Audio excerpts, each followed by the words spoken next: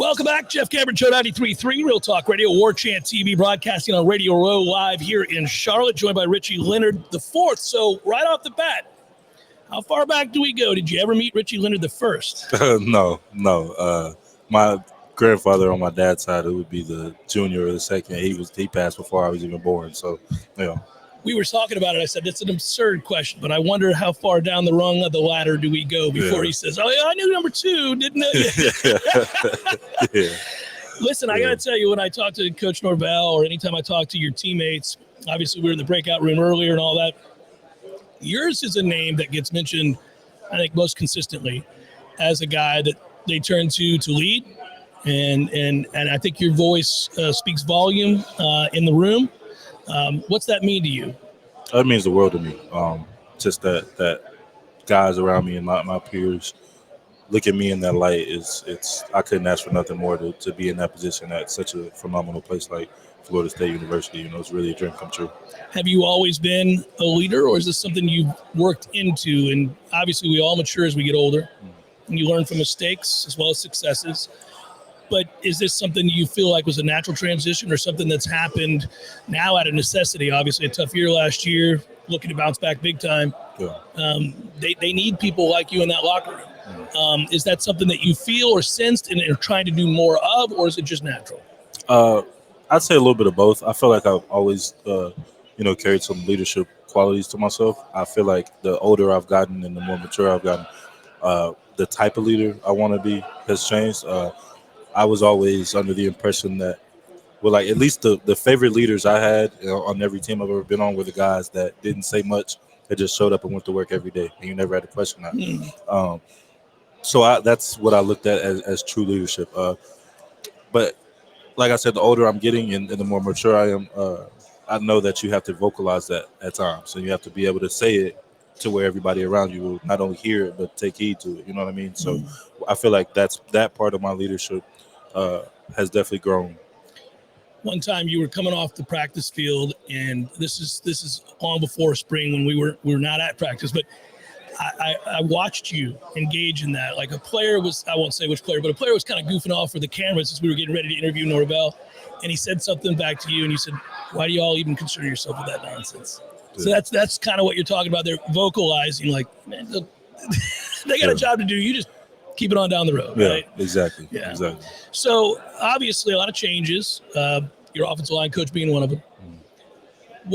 Take me in the room with Herb Hand. I don't want you to compare and contrast Alex and him, but rather what's he like as a coach? How much of a technician is he? And I would think, outside looking in, you tell me, I guess a two-part question. This would seem like a dream offense to run for an offensive lineman. Yeah. I mean, you get to do what you guys get to do, which is, go to work and wear people out. So I guess twofold, Herb Hand and this offense. Yeah, definitely. I'll start with the offense. That's kind of been I vividly remember multiple times a day I've said, like, this offense is like a dream come true for offensive linemen. You know what I mean? It's very offensive lineman friendly. So I'm definitely excited about that. And I'm sorry, excuse me. You're good. Coach Hand, he's a phenomenal teacher. He's been with Coach Nazan for quite a while now, and he knows this offense like the back of his hand. So being able to learn from him every day it's great. It's also great knowing that he's produced so much talent.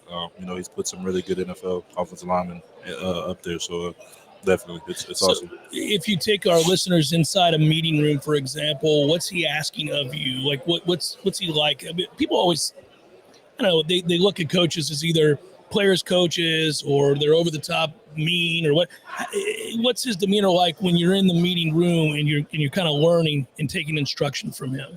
Yeah, he's very detail oriented. Okay. Which is something that I really like.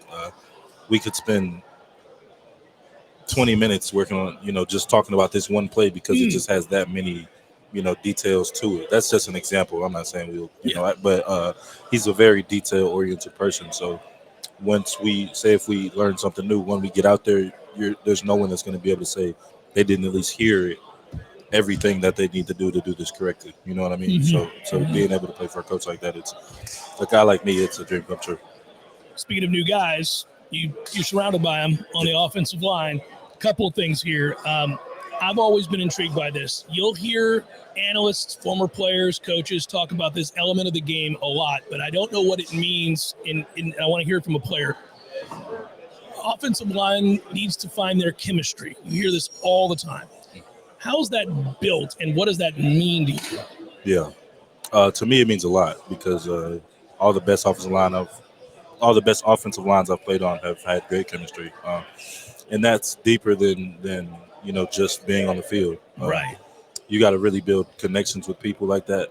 At least in our case, because at the end of the day, we're out there by ourselves. Like, we get a play call from the sideline, and then it's on us to diagnose and figure out everything that's going on, at least in the moment on the field. And the guy next to you has to know what you're seeing and what your responsibility is, right? And is that chemistry? Is that what they mean? Like, basically, I can trust.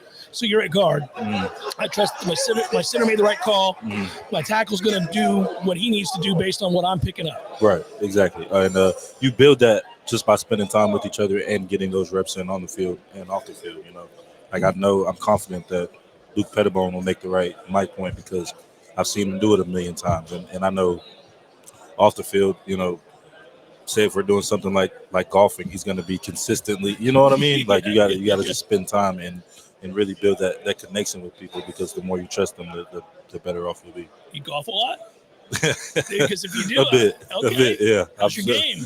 I'm working on it. I just started golfing probably like 2 months ago, so I definitely got bit by the bug. So we've been doing it a lot. But yeah. Buddy, it's the most maddening game of all time. You are going down a path of torture and pain, but exhilaration as well. Definitely. There's nothing better than that feeling when you hit it right in the sweet spot of the club, right? You're like, oh, there it is. Yeah. You get 100 bad ones. You hit that one. You're like, I'm coming back tomorrow. Yeah, you're going to chase that feeling forever. Yeah.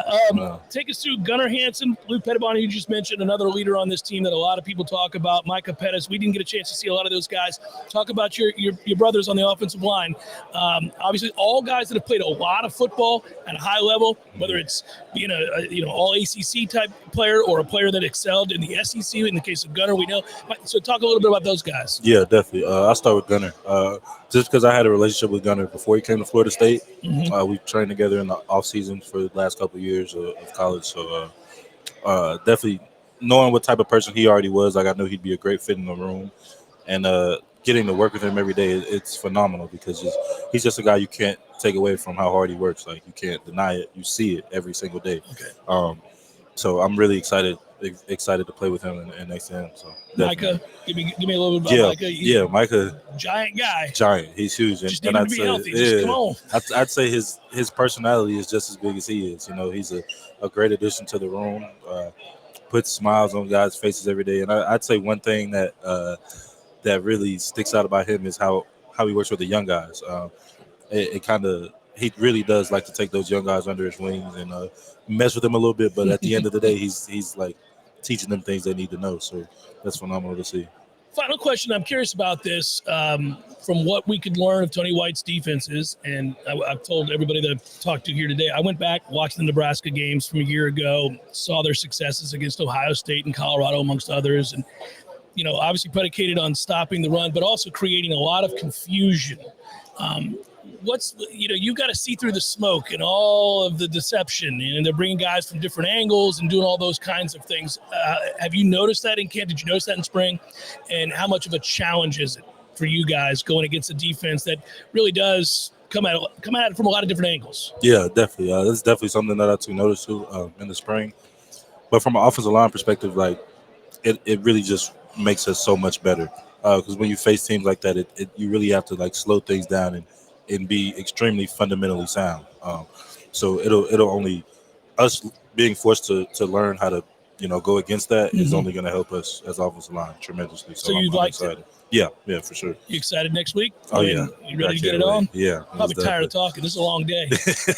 I hope you enjoyed your steak last night. Oh, yeah, I did. We walked right past each other. I was the guy crossing the street when I said Yeah, I remember that. I was envious of where you were headed. I was going to a different restaurant. Be well, sir. Thank you so much. Take care. Sir. Richie Leonard joined us on the Jeff Cambridge Show, and he's getting camp underway next week. Kids come in on Tuesday. Practice starts Wednesday. And we got more from Charlotte momentarily. Jeff Cambridge, 93.3 Real Talk Radio, Warchant TV.